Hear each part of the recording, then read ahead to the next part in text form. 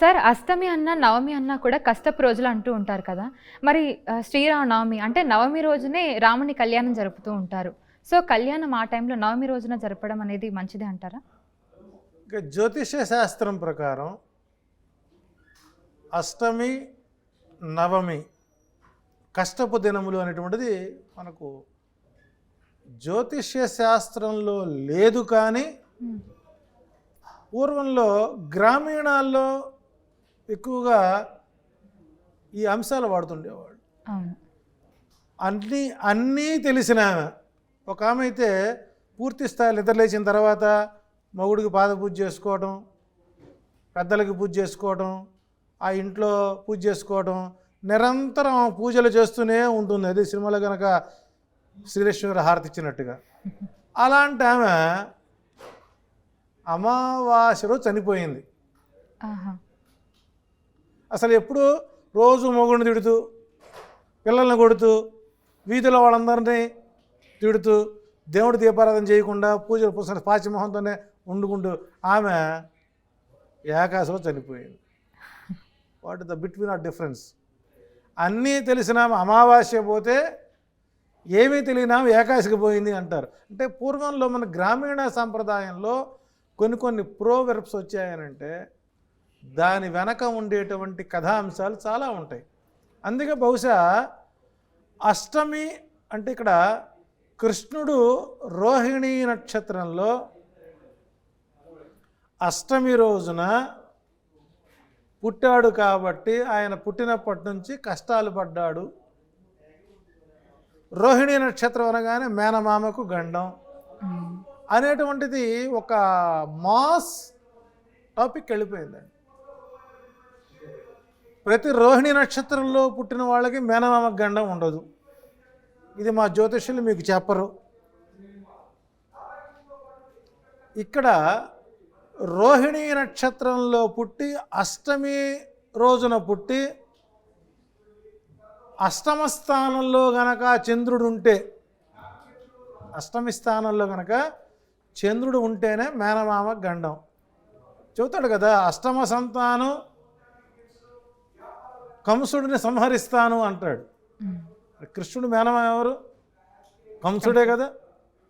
కాబట్టి ఇక్కడ తాను పుట్టినప్పటి నుంచి కూడా తల్లి గర్భంలో నుంచి బయటకు వచ్చిన దగ్గర నుంచి అక్కడి నుంచి ఆయన ఆ వ్రేపల్లిలోకి వెళ్ళడం, ఆమెతో ఉండటం, తన్నులు తినటం, రకరకాల బాగా చూసాం కృష్ణుడు లీలలో. కాబట్టి అష్టమి రోజున పుడితే కష్టాలు వస్తాయి, ఎవరికి మేనమామలకు వస్తాయి అనేటువంటిది ఒక ప్రతీక వచ్చింది. ఈయన పుట్టింది కర్కాటక లగ్నం.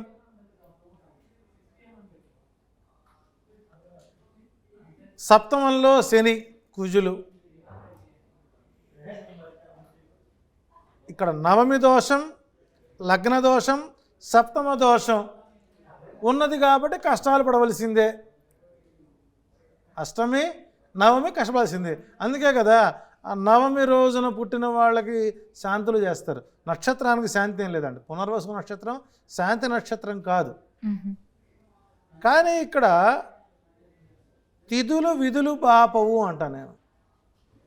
విధి అనేటువంటిది అది ఏ రోజైనా సరే తప్పించుకోలేము. ఉదాహరణ మనకు దక్షిణ భారతదేశంలో కాళహస్తి పర్యంతం మనకు ఇచ్చాపురం ఇటు తెలంగాణ ప్రాంతంలో అమావాస్య నిషిద్ధం.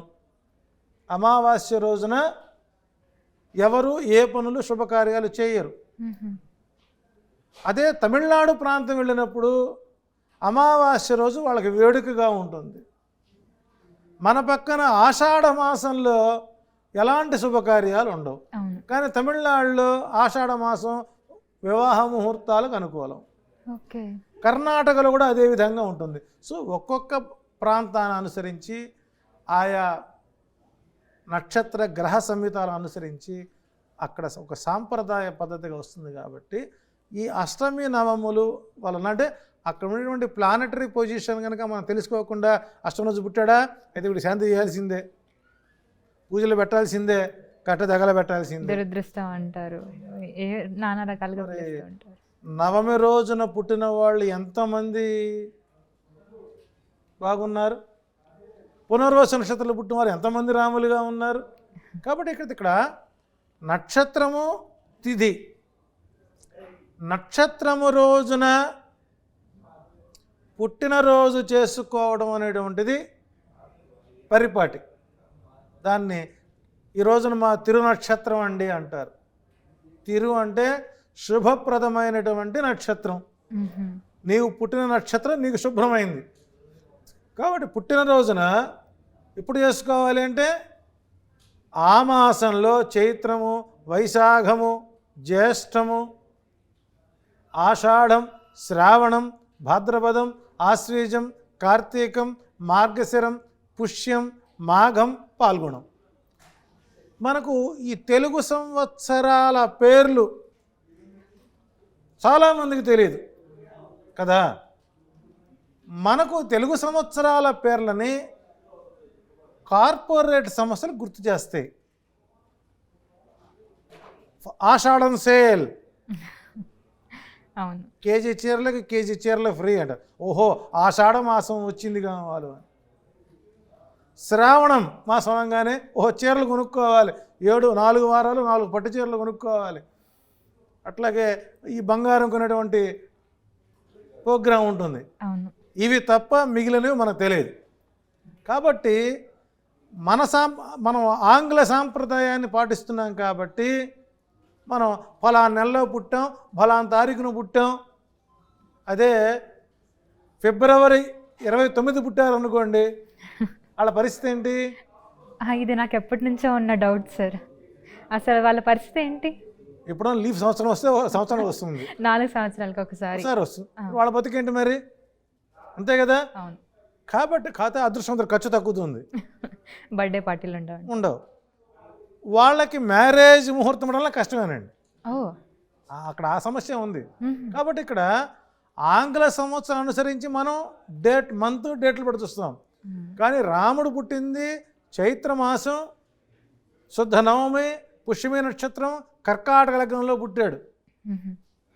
లగ్నంలో పుట్టినప్పుడు మానవ సమాజంలో ఎవరు పుట్టినరోజు చేసుకోవాలనుకున్నా సరే నక్షత్రాన్ని అనుసరించే మనం పుట్టినరోజు చేసుకోవాలి. అలా చేసుకుంటే వారు దీర్ఘాయుష్యవంతులుగా ఉంటారు అంటారు. అట్లా 60 సంవత్సరాల పాటు నక్షత్రాల ప్రకారం చేసుకున్న రోజున షష్ఠి పూర్తి చేసుకోవాలి. ఇంత సాంప్రదాయం ఉంది. ఇప్పుడు అవన్నీ లేదు. డేట్ ఆఫ్ బర్త్, మమ్మీ రేపు నా పుట్టినరోజు, మమ్మీ ఒక నెల రోజుల ముందు నుంచే వీళ్ళు అప్లికేషన్ పెడతారు, నెక్స్ట్ మంత్ నా బర్త్డే, నెక్స్ట్ మంత్ నా బర్త్డే అని.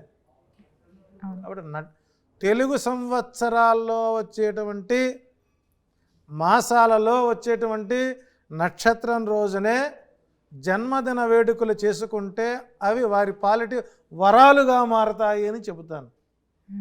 అయితే ఇక్కడ జన్మ నక్షత్రానికి వివాహం చేసుకోవచ్చా?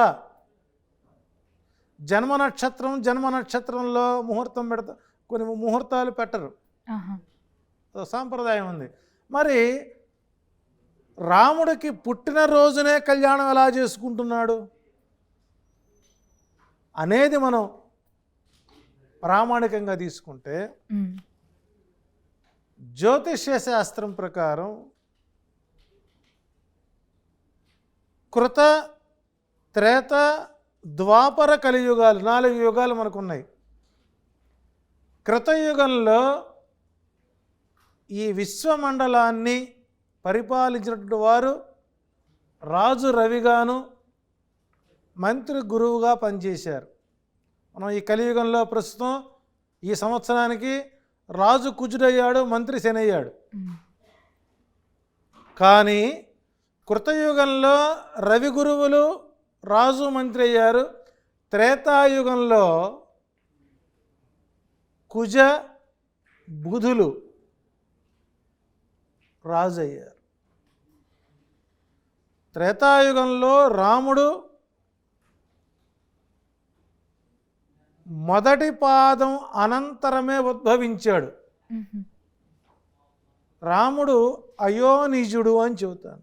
సహజంగా